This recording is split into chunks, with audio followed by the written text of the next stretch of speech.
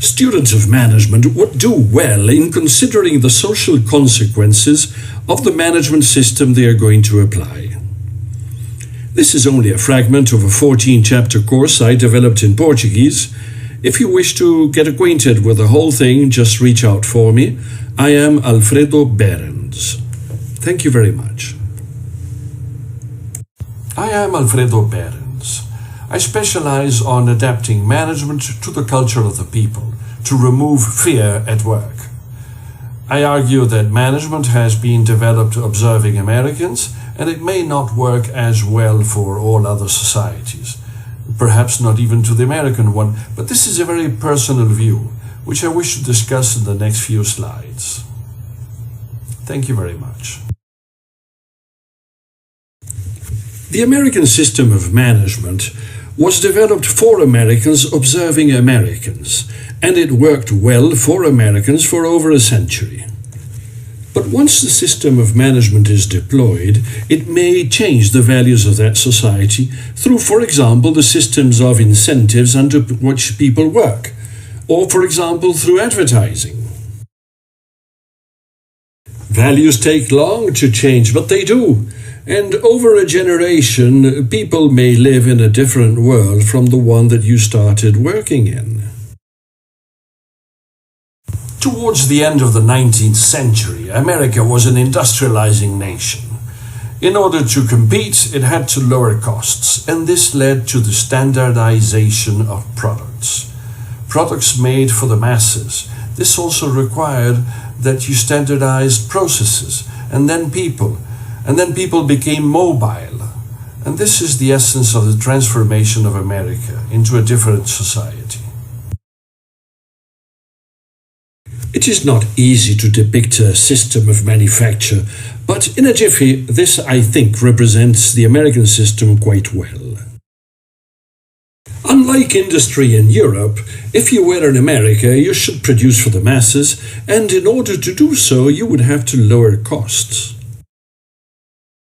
This would require that you standardized your products, and therefore the processes under which you made them. You could have a Ford Model T in any color as long as it was black. Standard processes required standard people that you could interchange. Standard workers facilitated the creation of job markets, where the personnel people would match profiles to job descriptions. Labor markets free people. They are no longer bound to any company, not even to any city. Their mobility increases the efficiency of the allocation of people in the economy. It's marvelous, but it also brings other problems.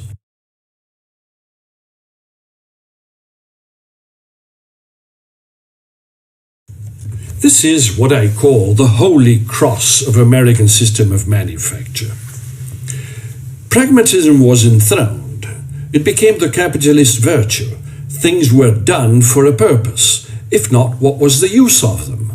Now, if you have people who are free to choose who they will work for, free to choose the city that they will live in, what's the role of loyalty in that society? Naturally, loyalty was devalued. It became a pre-capitalist virtue. If it cannot be traded, loyalty cannot fetch a price. If there is no price attached to loyalty, then it is quite worthless. Think of Bernie Madoff. Think of Enron. Think of the Lehman Brothers crack. I mean, it looks like loyalty has disappeared. You should not take my word for it, but look at this graph.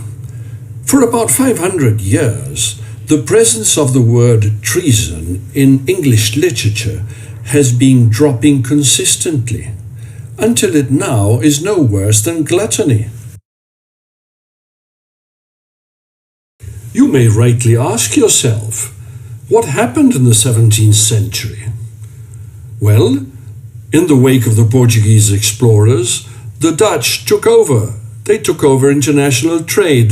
The Dutch bourgeoisie came to power, and mercantilism was ushered in place, the precursor of capitalism. Watch, for example, this painting by Rembrandt in 1662 of the Syndics of the Grape Guild. So there you are. Loyalty declined as mercantilism rose. But it wasn't only loyalty that declined. The interest of literature in all sins declined since the rise of mercantilism. This is why we now have less loyalty to suppliers.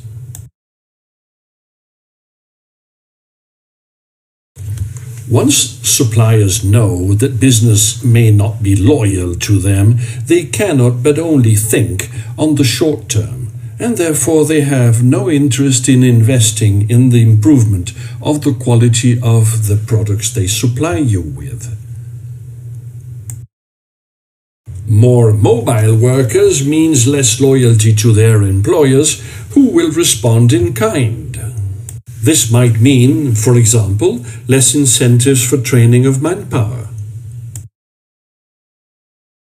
Too much mobility puts a stress on long-term relationships. Americans marry more frequently or many more times in their lives than most advanced economies. It is not that Americans do not love, but that they love serially. This naturally puts a toll on the rearing of children, and this is why America has over 14 million households with a single custodial parent.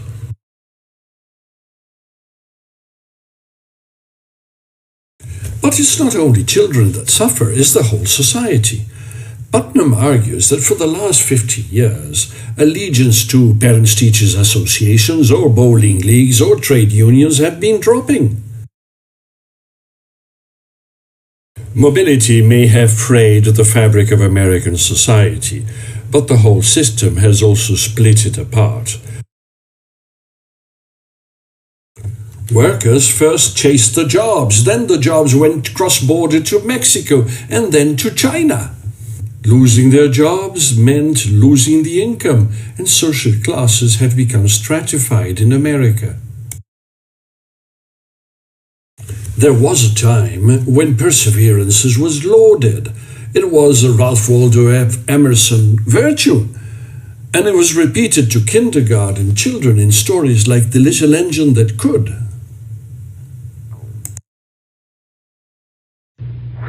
I think I can.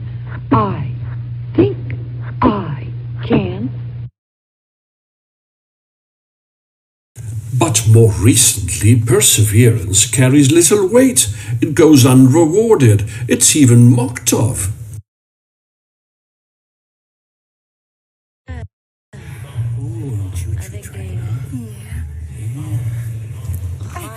Cadillac car.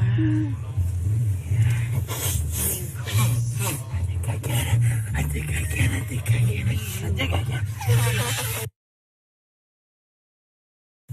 Naturally, all this brought about a lot of rage. Even in 1971, Alan Arkin directed a film that portrayed random shootings in New York. It sounded like fun. It was a bit of a comedy, a black one too, but look what happened now. Mass killings have become more frequent. They used to take place every other year, but now we're having them every 3 months or just about. Not only mass killings are more frequent, they're also becoming more lethal. American society has become less nurturing. People abandon their children, the jobs disappear, there's a lot of random shooting, migrants walk in.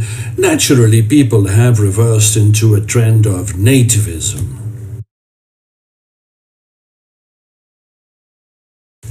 We are back at the beginning. Definitely there is a consequence in the choice of management. And in America, it did result in a fantastic society, extremely innovative, high growth, giving opportunity to many people, including many foreigners. But for the last 2 or 3 decades, it has somewhat stagnated. It continues to attract a lot of people, and perhaps too many for the choice of many Americans. But the fact is that jobs have gone elsewhere. The society has become stratified. There is random shooting, and this has created a lot of rage. And the society is thinking itself afresh, and perhaps it's something that you should do as well as a student of management. Because applying a certain system of management that was adequate for a society at a time might not be the best one for your society. And it may lead to where you don't want to be.